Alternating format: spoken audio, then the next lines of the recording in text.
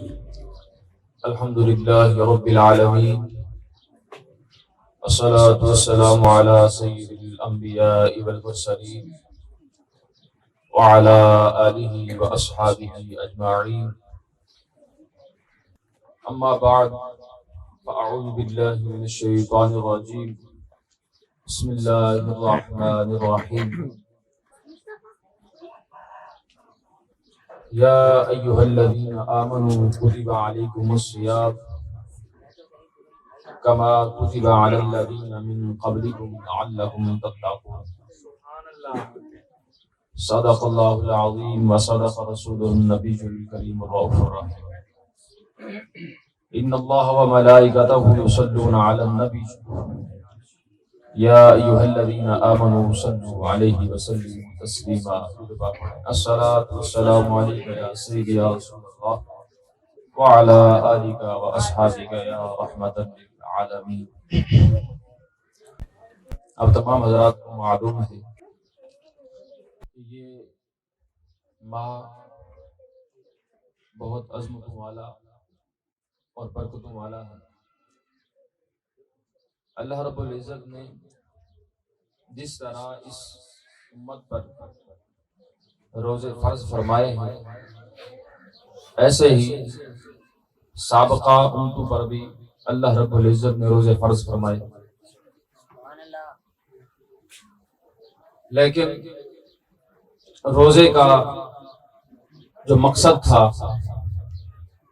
جو نتیجہ اللہ رب العزت نے خود ہی ارشاد فرمایا کہ روزے فرض کرنے کا مقصد کیا ہے، تو فرمایا لعلکم تتقون، تاکہ تم پرہیزگار بن جاؤ، متقی بن جاؤ. جگہ جگہ پڑھا بھی سننا بھی کہ تقوی اختیار کرنا چاہیے. مومن کی ایک بہت بڑی نشانی ہے، بہت بڑا کمال ہے کہ مومن متقی ہوتا ہے. تو تقوی ہے کیا؟ تو علماء نے فرمایا تقوی دل کی اس کیفیت اور حالت کو کہتے ہیں کہ جس کی وجہ سے بندہ گناہ کرنے کے وقت اللہ سے خوف کرے. جب گناہ کا اس کا ارادہ بنے، وسوسہ دل میں آئے، تو اس وقت اس کو اللہ کے حضور کھڑا ہونا یاد آ جائے. اس وقت اس کو اللہ کی خشیت الہی، خوف اس کو نصیب ہو جائے. فرمایا یہی تقوی.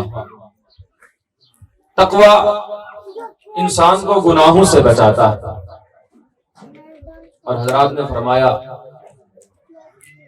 کہ ایک روزے فرض کرنے کا مقصد یہ بھی تھا کہ اللہ رب العزت کو سب سے بڑا پیار ہے. حتیٰ کہ حدیث پاک میں آتا ہے کہ اللہ رب العزت مالداروں کو جو رزق عطا فرماتا ہے، مساکین اور فقراء کی وجہ سے عطا فرماتا ہے. اللہ رب العزت کو غریب بڑے پسند ہیں. فقیر جو اپنے فقر پر صبر کرتا ہے تو اللہ رب العزت کو بڑا پسند ہے. تو اسی وجہ سے اللہ رب العزت نے 12 ماہ میں سے ایک ماہ مالداروں پر بھی فرض فرما دیا کہ تم بھی کھانے پینے سے رک جاؤ. کہ جس طرح میرا فقیر اور غریب بندہ رزق نہ ہونے کے سبب پورے 12 ماہ وہ بھوک پیاس برداشت کرتا ہے، تو کیوں نہ ایک ماہ مالداروں کو بھی اسی طرح گزارا جائے کہ وہ بھی فقراء اور غریبوں کی طرح وہ بھی بھوکے پیاسے رہیں. اللہ رب العزت کو یہ ہمارا بڑا محبوب تھا. تو اس وجہ سے مالداروں پر بھی ایک ماہ ایسا فرض فرمایا کہ جس کی وجہ سے وہ فقراء اور غریبوں کی طرح وہ بھی بھوکا پیاسا رہ کر گزارا کرتے ہیں. اسی وجہ سے ملا علی قاری اپنی کتاب مرقات المفاتیح میں لکھتے ہیں، فرماتے ہیں کہ بشر حافی رحمہ اللہ تعالی ایک مرتبہ اس کو کسی شخص نے دیکھا کہ آپ غیر ضروری کپڑے اتار کر کھونٹی پر لٹکائے ہوئے ہیں اور سردی سے کانپ رہے ہیں. سردی بہت زیادہ ہے، غیر ضروری کپڑے پھر بھی اتار دیے، کپڑے بھی موجود ہیں، اس کے باوجود بھی کپڑے اتار کر غیر ضروری کپڑے جو ہیں کھونٹی پر لٹکا کے سردی سے کپ کپا رہے ہیں. تو اس مرید خاص نے پوچھا حضرت یہ کیا ماجرا ہے؟ کپڑے بھی موجود ہیں، سردی بھی لگ رہی ہے، کب کبھی بھی آپ پر تاری ہے، اس کے باوجود بھی غیر ضروری کپڑے اتارے ہوئے ہیں. فرمایا فقراء جو ہیں دنیا میں بہت زیادہ ہیں، غریب بہت زیادہ ہیں، لیکن اللہ رب العزت نے اتنی استطاعت نہیں دی کہ غریبوں کو کپڑے عطا کر سکوں، تو کیوں نہ میں نے سوچا کہ غریبوں جیسا ہی بن جاؤں کہ قیامت کے دن اللہ رب العزت مجھ سے نہ پوچھے۔ اسی وجہ سے بزرگوں کا، ولیوں کا یہ طور طریقہ رہا ہے کہ جب بھی رزق کا کوئی ایک لقمہ بھی اٹھاتے ہیں، ویسے تو کھاتے ہی بہت کم ہے، اگر ایک لقمہ ضروری طور پر جان بچانے کی خاطر کھائیں بھی صحیح، تو فرمایا کہ ایک لقمہ بھی جب اٹھاتے ہیں تو اسی وقت کہتے ہیں مولا غریبوں کا ہم پر جو حق ہے اس کا مواخذہ ہم سے قیامت کے دن نہ فرمانا، بھوکوں کا جو ہم پر حق ہے، فقراء کا جو ہم پر حق ہے وہ حق ادا نہ کر سکے تو قیامت کے دن وہ مواخذہ نہ فرمانا۔ ہر لقمے میں یہ پڑھتے ہیں۔ تو حضرات نے فرمایا کہ رمضان المبارک دینے کا مقصد ایک یہ بھی ہے کہ غم خواری کی جائے، غم گساری کی جائے، غریبوں کے پاس، فقراء کے پاس جو شے نہیں ہے ان کو عطا کی جائے۔ یہ بھی روزہ فرض کرنے کا ایک بہت بڑا مقصد ہے۔ تبھی تو رسول اکرم صلی اللہ تعالی علیہ وسلم نے ارشاد فرمایا شہر المواسات، فرمایا یہ مہینہ غم خواری کا مہینہ ہے اور کسی کی فقیری کا مذاق اڑانے کا مہینہ نہیں، کسی کے فقر کا، کسی کی غریبی کا، کسی کی فقیری کا مذاق اڑانے کا مہینہ نہیں۔ اگر کوئی بندہ اللہ رب العزت کی استطاعت اور توفیق سے فقراء اور غریبوں کو عطا کرتا بھی ہے، لیکن اگر دکھاوا کر کے کرتا ہے، اگر اس کو بعد میں ستاتا ہے، اگر احسان جتلاتا ہے، تو پھر سن لو کہ وہ الٹا گناہ کر رہا ہے۔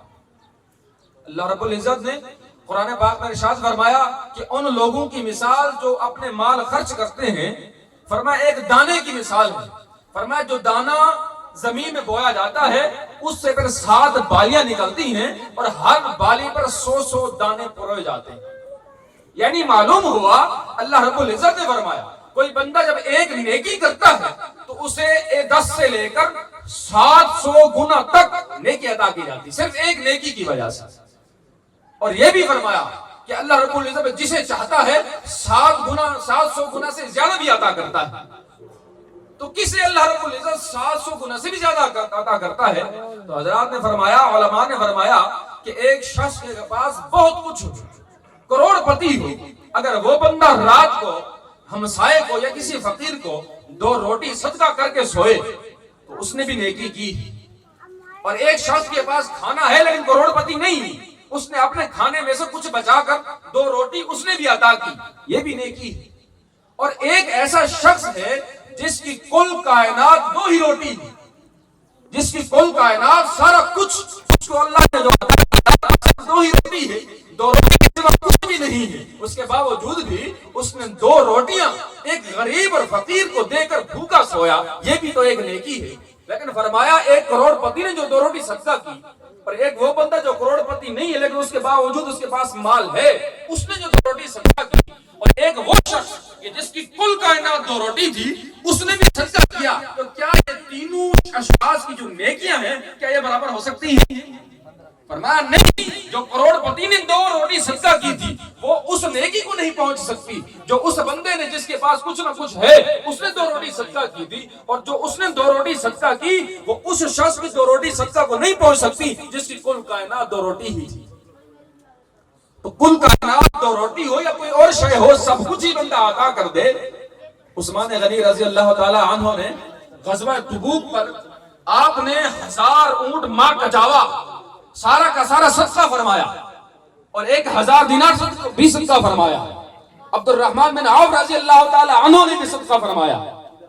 تو کہنے کا مطلب یہ ہے کہ ایک بندے کی کل کائنات جو کچھ ہو اور سب کچھ عطا کر دے تو اسی کے بارے میں اللہ نے فرمایا کہ 700 گنا سے بھی زیادہ عطا فرماتا ہے۔ خلوص بہت ضروری ہے۔ آگے اللہ رب العزت نے صدقہ کرنے کی، ماہ رمضان مبارک کا مہینہ ہے، یہاں پہ بندے بہت صدقہ کرتے ہیں، بدو کو عطا کرتے ہیں اللہ رب العزت کی توفیق سے، لیکن اس کے لیے یہ بھی ضروری ہے کہ مال خرچ جو کیا جائے اس کا ثواب کس طریقے سے بندے کو حاصل ہو سکتا ہے۔ تو آگے اللہ رب العزت نے صدقہ کرنے کی شرائط بھی فرمائی کہ کون بندہ اللہ رب العزت کا یہ فضل حاصل کر سکتا ہے۔ تو فرمایا کہ یا ایھا الذین آمنوا لا تبطلوا صدقاتکم بالمن والأذى، فرمایا کہ اے ایمان والو اپنے صدقات و خیرات کو اپنے خرچ جو فی سبیل اللہ کیا اسے احسان جتلا کر یا پھر کسی فقیر کو ستا کر، فرمایا اپنے احسانوں کو، اپنے ان صدقات کو باطل مت کرو، اپنے ان صدقات کو ختم مت کرو۔ فرمایا ایسا شخص جو صدقہ بھی دے، سب کچھ عطا بھی کرے، پھر آگے جا کر کسی وجہ سے بشری تقاضا ہے کچھ معاملات اس فقیر سے ہو جائیں، پھر بندہ احسان جتلانے لگے، پھر اس کو ستائے، تو فرمایا اللہ نے فرمایا کالذی ينفق مالہ رئاء الناس، فرمایا یہ تو اس شخص کی مثال ہے جو دکھلاوا کرتا ہے۔ فرمایا اس کی مثال تو ایسے ہے، فرمایا کمثل صفوان، جس طرح ایک چٹیل اور چکنا پتھر ہو جس پر تھوڑی سی مٹی ہو، یعنی کیا مطلب، اس نے بندے نے کچھ صدقہ کر دیا، کچھ عطا کر دیا کسی فقیر کو، تو کچھ نہ کچھ اسے ثواب عطا ہوا، اس پر کچھ نہ کچھ مٹی آ گئی، چکنا پتھر تھا، لیکن فرمایا کہ جب بارش آتی ہے، یعنی جب احسان جتلاتا ہے اللہ نے فرمایا تو اسے بالکل صاف کر دیتا ہے۔ کیا معلوم ہوا؟ معلوم یہ جتنے صدقات کیے تھے، جب اس نے احسان جتلا دیا، جب اس نے فقیر کو ستا دیا، تو فرمایا سارے کے سارے باطل ہو گئے۔ میرے رسول اکرم صلی اللہ تعالی علیہ وسلم نے ارشاد فرمایا احسان جتلانے والا جہنم میں جائے گا، احسان جتلانے والا جہنم میں جائے گا۔ اور یہ بھی فرمایا کہ احسان جتلانے والے کی طرف اللہ رب العزت قیامت کے دن نظر رحمت نہیں فرمائے گا۔ تو ذرا سوچے، جس کی طرف اللہ رب العزت نے نظر رحمت نہ فرمائی، اس کا قیامت کے دن کیا بنے گا؟ جس کی ساری امیدیں اس وقت میں اللہ رب العزت کی امید کی طرف ہوں، اللہ کی رحمت کی امید پر ہوں، اور اس دن ہی اللہ رب العزت احسان جتلانے والے پر نظر رحمت نہ فرمائے، تو ذرا سوچئے نسی اس بندے کا کیا بنے گا۔ اور دوسری بات یہ بھی عرض کرتا چلوں کہ اس ماہ رمضان المبارک میں جس کو اللہ رب العزت نے دوسرے مسلمانوں کی حاجتیں اور ضرورتیں پوری کرنے کی توفیق دے دی، تو یقین مانو اس کو اللہ رب العزت نے نواز دیا۔ ہر بندہ خیر طلب کرتا ہے، اپنے لیے بھلا چاہتا ہے، لیکن میرے رسول اکرم صلی اللہ تعالی علیہ وسلم نے اپنے زبان مبارک سے اعلیٰ حضرت نے کیا خوب فرمایا وہ دہن جس کی ہر بات وحی ہے خدا، فرمایا وہ دہن جس کی ہر بات وحی ہے خدا، چشمائے علم و حکمت پہ لاکھوں سلام۔ فرمایا وہ زبان جس کو سب کن کی کنجی کہے، یعنی وہ زبان بولے تو اللہ رب العزت کن فرما دے، اللہ کن فرمائے تو فیکون ہو جائے۔ فرمایا وہ زبان جس کو سب کن کی کنجی کہیں، اس کی نافذ حکومت پہ لاکھوں سلام۔ یعنی رسول اکرم صلی اللہ تعالی علیہ وسلم نے ارشاد فرما دیا کہ جس شخص کے ساتھ اللہ رب العزت نے ارادہ بھلائی کا فرماتا ہے نا، فرمایا اس کو لوگوں کی، مسلمانوں کی ضرورتیں پوری کرنے کی توفیق بخش دیتا ہے۔ تو پھر معلوم ہوا حقیقتاً اللہ رب العزت اسی شخص کو نوازنا چاہتا ہے۔ اور ایک اور حدیث پاک سے بھی موجودہ جو حالات ہیں، رسول اکرم صلی اللہ تعالی علیہ وسلم نے ارشاد فرمایا کہ جس قوم پر ابھی بات ذاتی تھی، ایک شخص کی بات تھی کہ کس کے ساتھ اللہ رب العزت بھلائی کا ارادہ فرماتا ہے تو جو ضرورتیں پوری کرنے کی توفیق دے دے اس کے ساتھ بھلائی کا ارادہ فرماتا ہے۔ اور فرمایا یہ قومی بات شروع ہو گئی، عمومی۔ حضور نے فرمایا کہ جس قوم کے ساتھ اللہ رب العزت بھلائی کا ارادہ فرماتا ہے، فرمایا اسے بردبار عقل والے حکمران عطا کرتا ہے۔ جس قوم کے ساتھ اللہ رب العزت بھلائی کا ارادہ کرتا ہے، بھلائی کیا ہے؟ جنت میں داخل کرنا۔ اور ایک روایت کے مطابق علماء نے فرمایا کہ بھلائی سے مراد یہ ہے کہ دنیا اور آخرت کی جتنی بھلائیاں ہیں سب کچھ اللہ عطا کر دے۔ تو فرمایا جس کے ساتھ اللہ رب العزت جس قوم کے ساتھ بھلائی کا ارادہ فرماتا ہے اسے عقل والے حکمران عطا کرتا ہے۔ اور فرمایا کہ اس قوم میں جو سخی حضرات ہوتے ہیں، جن کے دل سخاوت سے معمور ہوتے ہیں، ان کو اللہ رب العزت مال عطا کرتا ہے۔ ظاہری بات ہے مال عطا کرے تو وہ سخاوت ہی کرتے ہیں۔ تو فرمایا کہ جس قوم کے ساتھ بھلائی کا ارادہ فرماتا ہے، تو ذرا ہم خود سوچیں کہ کیا اللہ رب العزت کی طرف سے ہم پر عذاب تو نہیں ہے کہ اللہ رب العزت نے مال بھی عطا کیا تو عموماً اکثر ایسے اشخاص کو کیا کہ جو بخل کرتے ہیں، صحیح طریقے سے زکات ہی نہیں دیتے، مال نفلی طور پر خرچ کرنا تو دور کی بات۔